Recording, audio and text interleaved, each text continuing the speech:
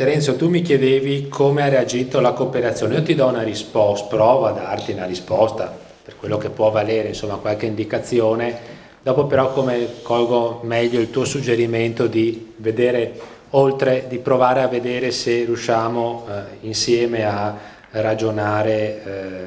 oltre la crisi. Esiste, l'anno scorso è stato presentato a luglio, quindi un anno e qualche mese fa, un rapporto sulla cooperazione sviluppato da un cosiddetto centro studi previsto dalla legge regionale 17 del 2005 sulla cooperazione, che ha prodotto un agile volumetto anche con pochi soldi, nel senso che è costato molto molto poco, che ha dato però una fotografia della cooperazione in Veneto e anche qualche indicazione rispetto a la risposta all'attuale situazione. Emerge da questo studio che sostanzialmente il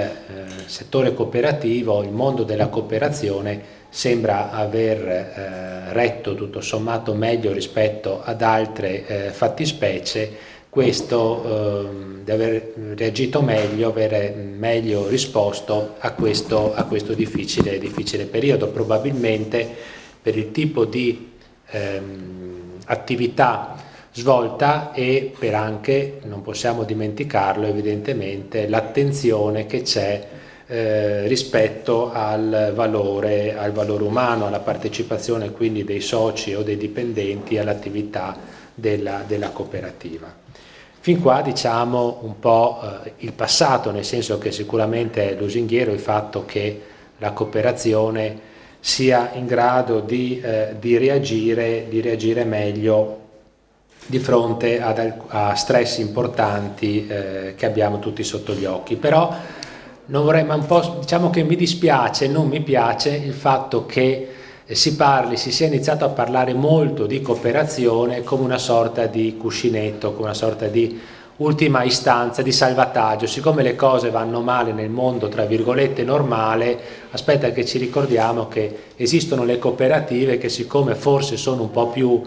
buone, un po' più, voglio dire, un po' più attente al valore, alla persona, possono dare una mano. Ecco, questa visione, devo dire, non l'ho mai personalmente molto condivisa, perché se da una parte sicuramente ha in sé una nota di verità, dall'altra presuppone un modello produttivo che in qualche maniera è un po' in difensiva, e cioè appunto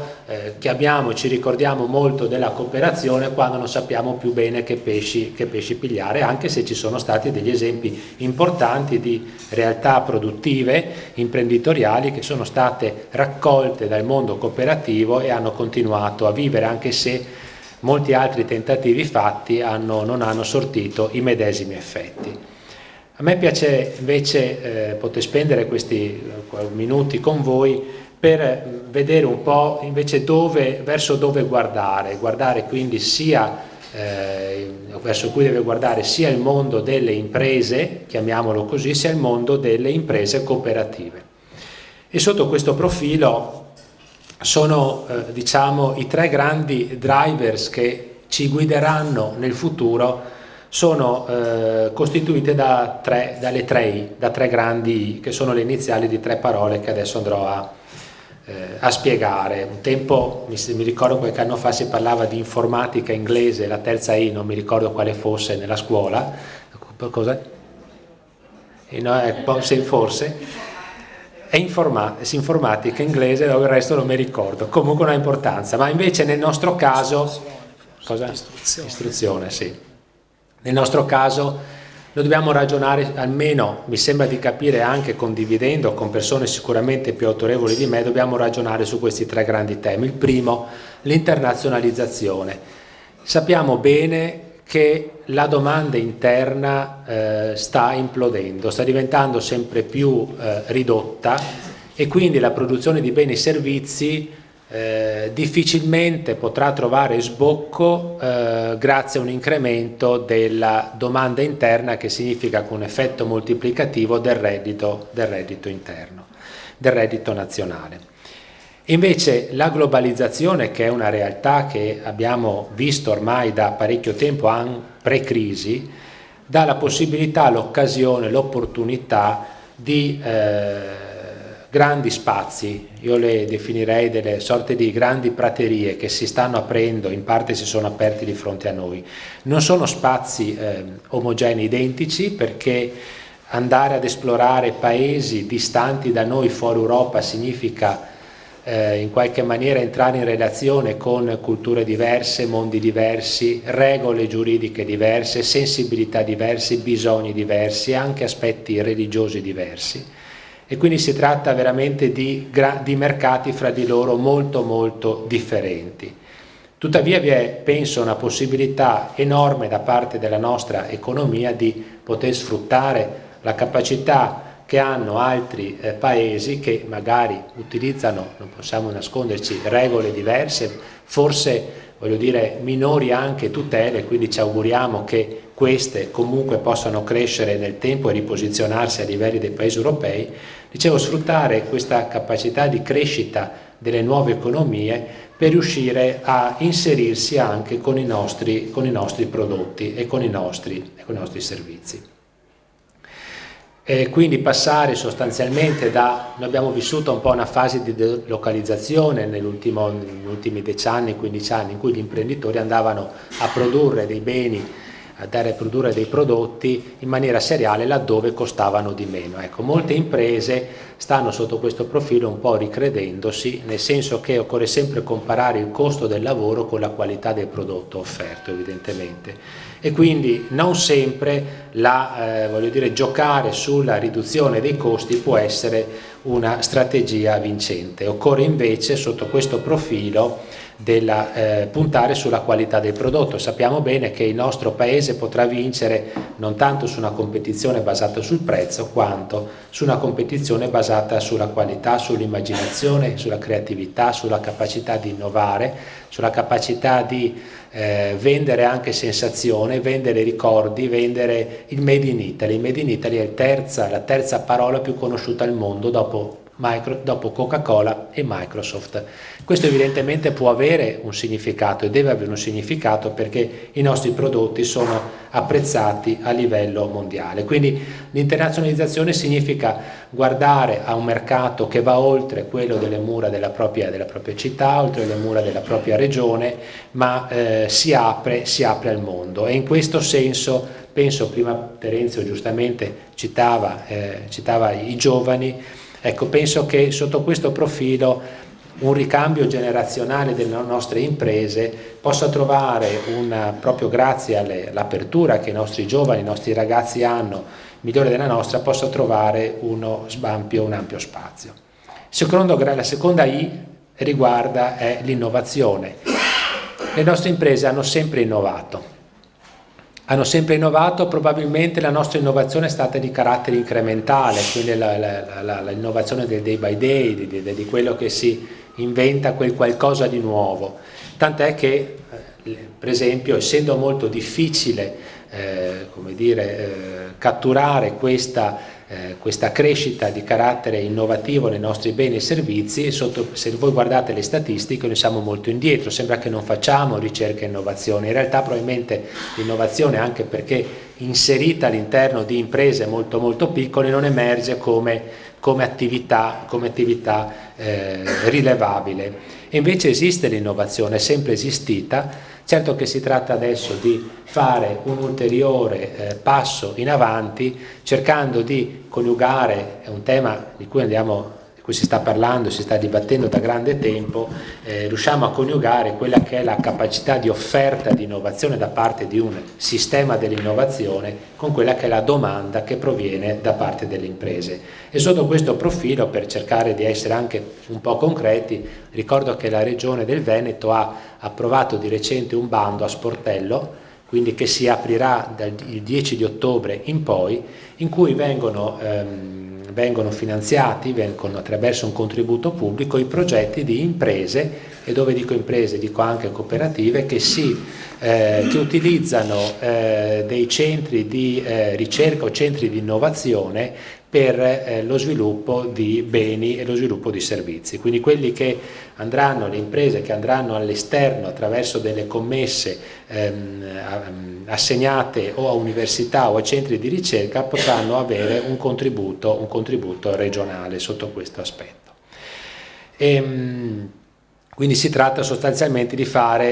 arrivare a un'innovazione di carattere radicale, quella che fa veramente fare il salto di qualità. La terza I è l'integrazione, leggasi reti di imprese. Reti vuol dire avere relazioni, significa aumentare dimensionalmente la propria attività, non tanto perché abbiamo più dipendenti, quanto perché aumentano le relazioni fra soggetti produttivi. Questo perché, dopo l'amico Enrico Cancino sicuramente parlerà in maniera più approfondita, questo perché dobbiamo superare il nostro nanismo che per tanti anni è stato utile perché ha portato flessibilità, ha portato la capacità di adattare i prodotti alle esigenze del cliente, ma che oggi in un mondo internazionalizzato evidentemente non basta più, perché il mondo è diventato molto più grande rispetto a quello di riferimento fino a qualche decennio fa. Quindi le reti, quindi la necessità di integrarsi, superare quello che spesso noto fra imprenditori e anche, lo dico più sommessamente, anche nel mondo delle cooperative succede, direi questo, superare, come dire, gli antagonismi che poi fanno male a tutti, cercando di capire quali possono essere dei progetti e dei processi in cui tutti guadagnano, nel senso in cui tutti hanno un certo vantaggio. E anche qui sotto questo profilo la Regione ha approvato di recente un bando proprio specifico per le reti di impresa, ma possono partecipare assolutamente anche le cooperative, un bando a sportello che si aprirà fra 10 giorni, dal 15 ottobre in poi, che prevede contributi in conto capitale per chi sviluppa progetti di innovazione di processo e di prodotto insieme, quindi non da soli ma almeno insieme fra almeno 3 entità economiche, quindi 3 imprese, 3 cooperative, un'impresa, 2 cooperative, quello che è. Quindi la Regione su questo ha da proporre qualcosa, dopo spetto ovviamente a chi opera quotidianamente valutarne o meno l'opportunità di sfruttarlo, però penso che siano dei segnali anche importanti. L'economia è una brutta bestia, nel senso che non si capisce perché a un certo punto inizia a implodere, tutto va molto male, dopo invece ci sono dei segnali come dire, positivi di crescita. E quindi penso che sia opportuno, come prima il sindaco sottolineava, che ognuno faccia proprio la propria parte anche per dare, voglio dire, dei segnali importanti e positivi a tutti. C'è un'altra cosa che mi piaceva sottolineare, anche questa operativa a sportello dal 1° ottobre, quindi da qualche giorno fa, e che riguarda uno dei temi su cui le nostre imprese e le cooperative si trovano un po' in difetto, si trovano un po' in difficoltà, e cioè il problema della capitalizzazione. Quindi stiamo affrontando un tema di finanza, della possibilità quindi della necessità meglio di strutturarsi meglio con un patrimonio proprio. Sapete che le imprese nostre sono poco capitalizzate, e questo ha determinato sicuramente un effetto esponenziale per quanto riguarda la difficoltà che si è venuta a creare dal punto di vista finanziario, perché imprese molto esposte sul capitale di debito, quindi sui prestiti dati tipicamente dal sistema bancario, appunto si sono trovate in fortissima difficoltà. Altre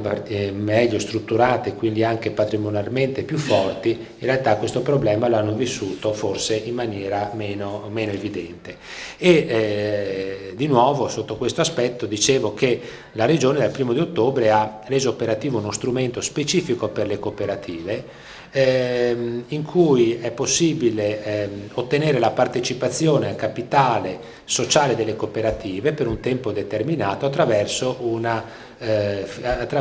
risorse pubbliche. Questa strumentazione, che non è facile perché come i fondi di private equity ha una percentuale di selettività piuttosto forte, perché si deve basare su dei progetti innovativi e importanti. Dicevo, questa strumentazione è gestita dalla finanziaria regionale Veneto Sviluppo, la quale sta raccogliendo intanto le prime sensazioni, le prime richieste di carattere verbale da parte delle cooperative. Ecco, noi anche qui ci auguriamo che questa sia una sfida che venga catturata e venga utilizzata da parte del mondo delle cooperative, che come le imprese hanno sicuramente bisogno ancora di crescere su alcuni temi che sono un po' quelli che ho cercato di evidenziare prima. Quindi l'importanza che la cooperazione utilizzi sempre di più, riconosca quelle che sono le regole, i riferimenti, i parametri di tutte le imprese che operano quindi in una economia di mercato, sicuramente portando in sé dei valori importanti, come dicevo all'inizio, di rispetto della persona e di condivisione. Ecco, quindi questo insieme si può del titolo, insieme si vince, che determinano un valore aggiunto rispetto a una situazione che comunque deve essere riconosciuta. Cioè la cooperativa oggi può vivere, può svilupparsi se si confronta appieno con le regole del mercato, che possono essere anche delle regole dure, ma che se riesce ad affrontarle e a riconoscerle, penso che possa portare in sé un valore aggiunto e una capacità di superamento e di sviluppo, dando anche, ripeto, una bella testimonianza di come si possa coniugare l'attività imprenditoriale con rispetto della persona, con valore del lavoro. Da ultimo vi è stato consegnato una pubblicazione molto agile di un progetto sulla cooperazione, un progetto europeo di cui la Regione Veneto è leader, un progetto di cooperazione territoriale in cui questi temi, anche questi temi che ho cercato un po' di rappresentare, verranno dibattuti con altri partner europei. Avevamo piacere così di condividere queste informazioni, e con l'invito anche di visitare il sito quando sarà pronto e vedere se attraverso anche questo strumento molto, molto semplice, che non ha evidentemente velleità di risolvere alcunché, però anche attraverso questo strumento possa crescere una cultura di impresa cooperativa sempre più forte. Grazie.